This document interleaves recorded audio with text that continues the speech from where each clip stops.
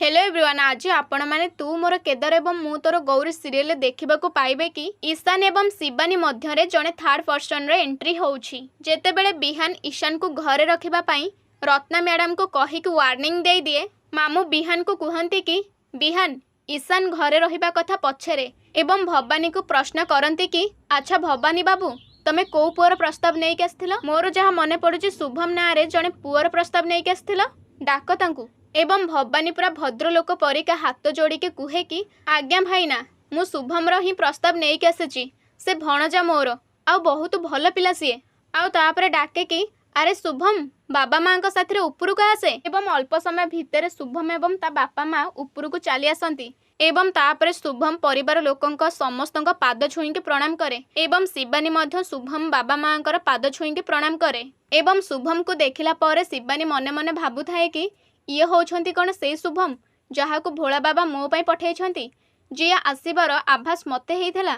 एवं तापरे शिवानी ईशान को चाहे एवं ईशान मध्य गोटे नजर शिवानी को चाही थाए एवं ए सब देखिला पर ईशान आखि लुहरे छळ छळ हो जाए एवं से बहुत उदास देखा जाउथाए। ईशान एवं शिवानी परस्पर को एमिति गोटे नजर चाहिथिबा देखिला पर बिहान जानि सारी थाए कि ए दुई जन परस्पर को पसंद करुछंती एवं तापरे भवानी बिहान पाखक आसे एवं ता सामने हाथ जोड़ी के क्षमा मागिके कहे कि मु कौनसी खराब उद्देश्य नहीं के घर को आसिनी, केवल मो भूल पश्चाताप करबा पई मो भणजा साथी रे शिवानी बाहाघर प्रस्ताव नहीं के आसेछि। एवं तापरे शिवानी प्रति रत्नार बात्सल्य ममता जी उठे एवं कहे कि आमर भाग्य कि आमे आपणक साथी रे बंधु बांधी पारिबु एवं आपणकर बहुत बड़ भाग्य कि मो झियो माने मो भाणीजी आपणक घर को बोहू हेइकी जीव।